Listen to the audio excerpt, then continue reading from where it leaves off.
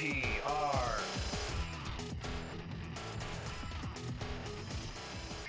Hello everyone, I'm Dan Sindel and welcome to Easy GTR online video guitar lessons. This is part 2 of learning how to play Pachelbel's Canon in D major, and as always we've got lots of work to do today. And what we are going to do is we're going to take a look at the easy version of the ebook. We're going to work through sections A to sections B. Then we're going to have a brief discussion of intervals, a little bit of basic theory for you guys.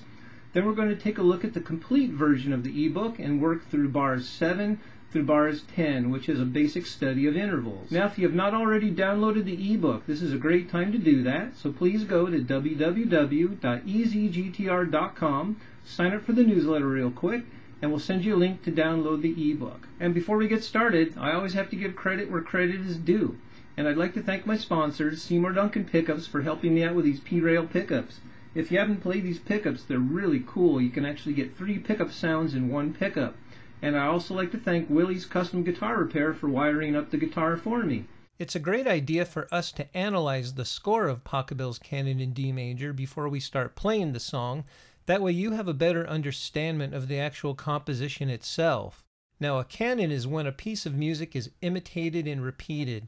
And as you can see here, guitar 1 in the red area comes in 2 measures after the bass and the basic chords come into play. Then 2 measures later, at bar 5 in the blue area, guitar 2 comes in playing exactly the same thing as guitar 1, and it will continue that way to the very end of the song.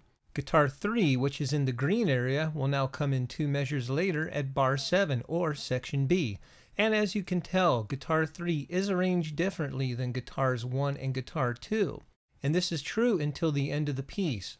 Guitar 3 has been specifically arranged for intermediate players in mind, but beginning players have no worries. It really isn't all that much harder than guitars 1 or guitars 2, and should offer you a couple extra cool things to learn in the long run. So let's go ahead and look at the easy version of the score. We're going to look at section A, bar 3. Our first note is an F sharp on the high E string. Then we play an E, then a D, then a C sharp, then a B, then an A, then a B, then a C sharp. Now we come into bar 5, and this is where guitar 2 also enters. And our first note is a D, C sharp, B, A, G, F sharp, G, E.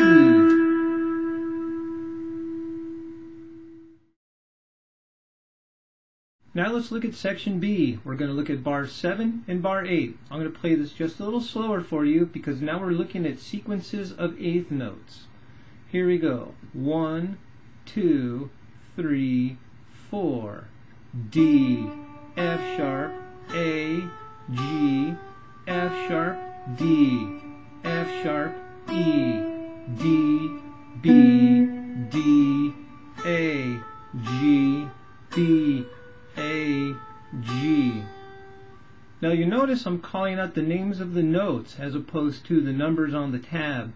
I am a big advocate of reading notation, and if there's any way where you could just take a little bit of time and learn to read the notes if you're not very familiar with the notes, it will only benefit you in the long run. Now we're going to look at bar 9 and bar 10. The third note, it's an open E, and we're going to use that as a pivot point to move from the 2nd position up to the 9th position.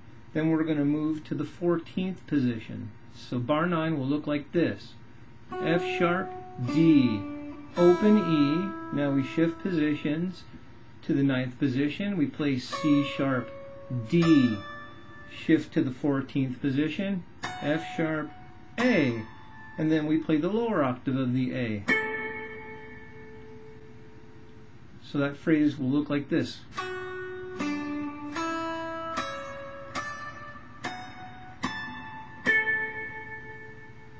Now bar 10, we just move up 2 frets and we play the B, B, G, A, F sharp, D, play the higher octave of D, on the E string, and then we play a trill in the groupings of fives. 1, 2, 3, 4, 5, and resolve a half step lower. And if you notice, from 10 to 9, you can slide that note, so it would look like this. Just get that little slide in there from the D to the C sharp. Okay, excellent. Now we've moved from section A to section B. Before we move on and discuss the third guitar part of the complete version of the canon, which if you had not yet already downloaded, this may be a great time to do that. I would like to discuss some more basic theory with you, as I really think it will help shed some light on the next part of our study. What we're going to do is take a quick look at the basic concept of intervals. And once again, I thought it'd be fun to use the guitar wheel to illustrate the point, so let's zoom in. Intervals are the distance between two notes, measured by the distance of half steps and or whole steps. Interval names are qualified by the terms major, minor, perfect, diminished, and augmented. Diminished intervals are 1/2 step smaller than minor or perfect intervals. Augmented intervals are 1/2 step larger than major or perfect intervals, and as a quick reminder, a half step equals 1 fret and a whole step equals 2 frets. And we are working in the context of a chromatic scale, which is a scale that consists entirely of half steps. Let's analyze our intervals. A minor second equals 1/2 step. A major second equals 2 half steps, or 1 whole step. A minor third equals 3 half steps, or 1 whole step and 1 half step. A major third equals 4 half steps, or 2 whole steps. A perfect fourth equals 5 half steps, or 2 whole steps and 1 half step. A perfect fifth equals 7 half steps, or 3 whole steps and 1 half step. And a minor sixth equals 8 half steps, or 4 whole steps. Now this might be a good time to pause very quickly and talk about a new term, enharmonic, which means the same pitch that we hear or what our ear may perceive, but spelled differently by name. For example, an A sharp is equivalent to a B flat, and this theory also applies to intervals. By comparing the relationship of notes D to A sharp, we can determine this is an augmented fifth. By knowing a perfect fifth, which is D to A, all we do is raise the fifth interval by 1/2 step, creating an A sharp. And by comparing the notes D to B flat, we do create a minor sixth interval. And we will discuss the major sixth interval in the next slide. So now it's easy to see that the augmented fifth and minor sixth intervals do have an enharmonic relationship. Moving on. A major sixth equals 9 half steps, or 4 whole steps and 1 half step. A minor seventh equals 10 half steps, or 5 whole steps. A major seventh equals 11 half steps, or 5 whole steps and 1 half step.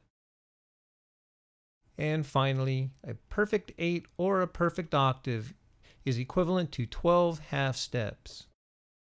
And as a brief recap, here are the basic intervals, and it may be a good idea to write these down.